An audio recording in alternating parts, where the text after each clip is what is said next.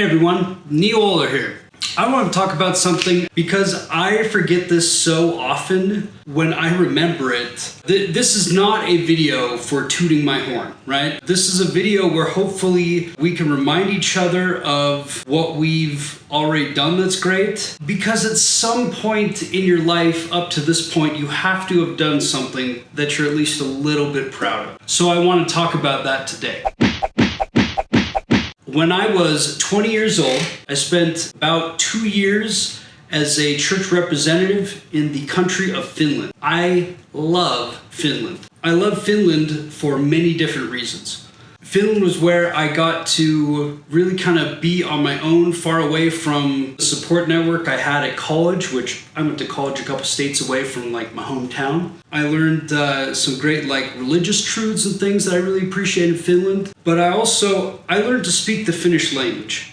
Now, giant caveat here, I am not some fluent Finnish speaker. The skill has certainly waned because sadly I don't get a ton of chances to speak Finnish as much as I'd like to. That's partially reality and partially an excuse, right? There's lots of publications in Finnish, so I need to be better. But in thinking about this, I was reminded that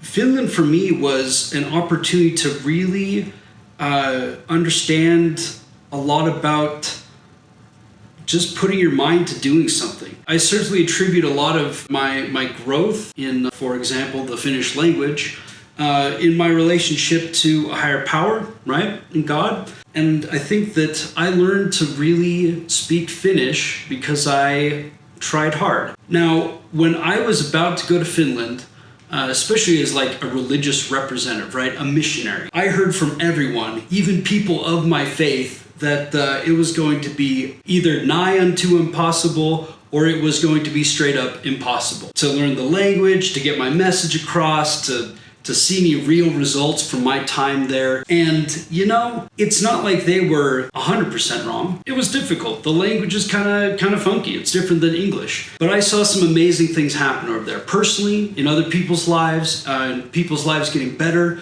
I got to be a small, but still meaningful to me, part of seeing people kick alcoholism, right? Change their lives, improve their relationships with their families. Some really amazing things. And it made me think about all this the other day when I was talking to a friend. And I realized how often I forget this. I came home from Finland and then I went and did an electrical engineering degree. And I heard the same thing about that. Oh, electrical engineering, it's insane. The math is killer.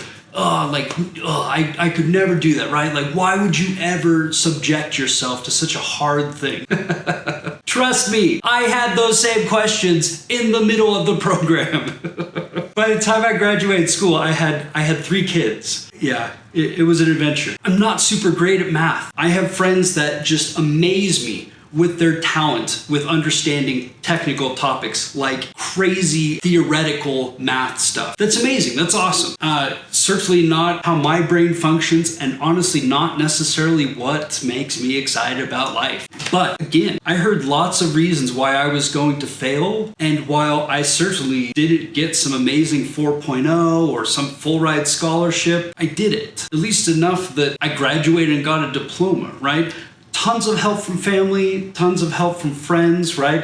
Networking and opportunities to build character and learn to work with lots of different people. So I certainly am not saying I did it all on my own, because I would hate to dismiss or belittle or downplay the critical role that family, friends, and again, God played in my life during these moments. But I did it. Since then, there have been tough times that have come through in my life. Now, they're not the toughest things I've ever heard of by any stretch of the imagination, and I'm certainly not trying to play some sort of contest where we compare each other's trials and frustrations and difficulties in life, and we say, oh, okay, well, he or she has way worse than me, so I shouldn't feel bad about mine, or vice versa, that mine are worse than other people, and so, nobody knows hardship except for me. But what it did teach me, what it did make me realize, is that I really appreciate going through hard times. afterwards. In the moment, it sucks, it stinks, and I personally believe there's everything right with at least recognizing when you have a crappy moment.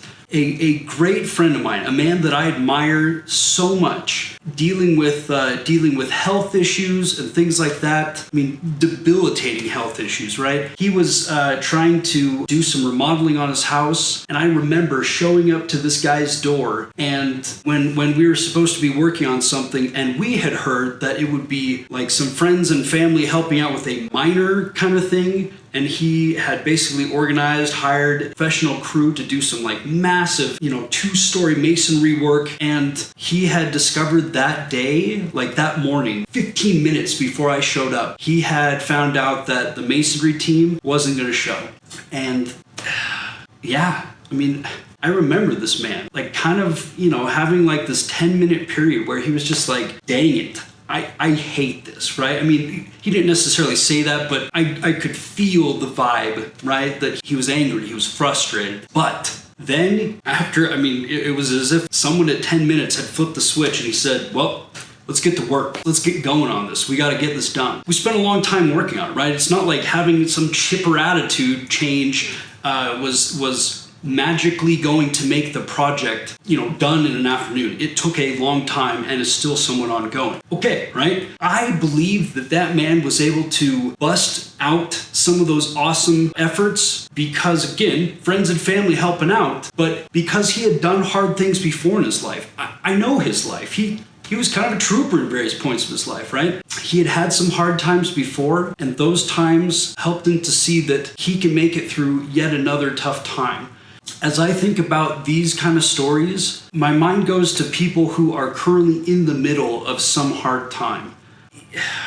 I can't help but think about the times that I have been blessed, the times that I have been successful, and then look at some of those times and say, man, those times came out of really crummy situations. I just celebrated my 1 year at my current place of employment. I'm really having fun there. I like it. I think they treat me well, and I really enjoy it. I've had some ups and downs in my professional career. Some really frustrating private moments of doubt, of pain, of wondering if somehow I chose the wrong degree or profession, or I abandoned some great prospect for some paltry other one that looked flashy at the time.